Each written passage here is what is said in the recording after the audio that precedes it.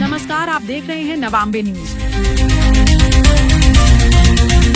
जयपुर से बड़ी खबर। आज से कृषि क्षेत्र को नई दिशा देने वाली रीजनल कॉन्फ्रेंस की शुरुआत हो गई है। इस बैठक में केंद्रीय कृषि मंत्री शिवराज सिंह चौहान ने साफ कहा कि कृषि सिर्फ आजीविका नहीं बल्कि देश की खाद्य सुरक्षा की रीढ़ है। कॉन्फ्रेंस में गोवा, महाराष्ट्र, गुजरात, मध्य प्रदेश और राजस्थान जैसे राज्यों की जलवायु और भौगोलिक परिस्थिति के आधार पर फसल विविधीकरण, दलहन तिलहन उत्पादन बढ़ाने और प्राकृतिक खेती को बढ़ावा देने पर मंथन होगा। साथ ही आर्टिफिशियल इंटेलिजेंस और मशीन लर्निंग जैसे आधुनिक तकनीक के इस्तेमाल से खेती को स्मार्ट बनाने पर चर्चा होगी।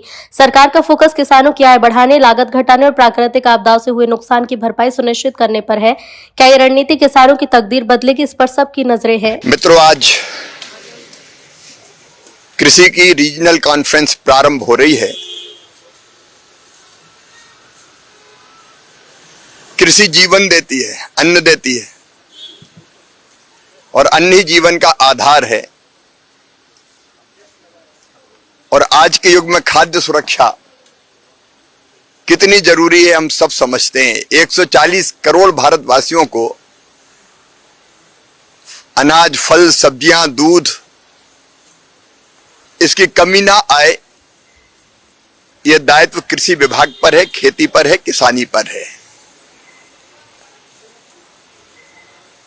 और इसलिए हमने 3 सूत्रीय हमारे जो लक्ष्य है, 3 लक्ष्य हैं।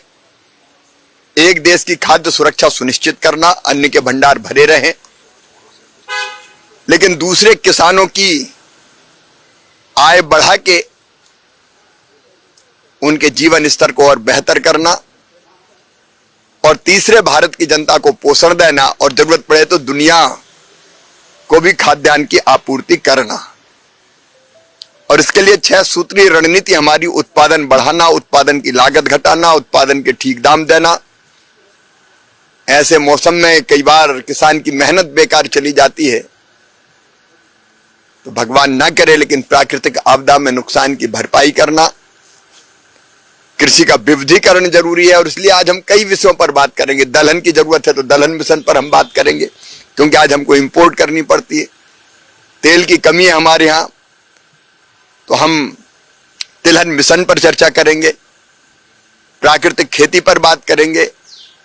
उत्पादन बढ़ाने के लिए एआई, मशीन लर्निंग,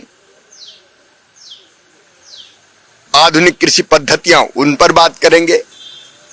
किसानों की आमदनी बढ़े इसलिए इंटीग्रेटेड फार्मिंग के बारे में व्यापक रूप से हम चर्चा करेंगे। अलग अलग पहलू खेती के और विशेषकर इस रीजन की, क्योंकि इस कॉन्फ्रेंस में गोवा, महाराष्ट्र, गुजरात, मध्य प्रदेश और राजस्थान भाग ले रहा है।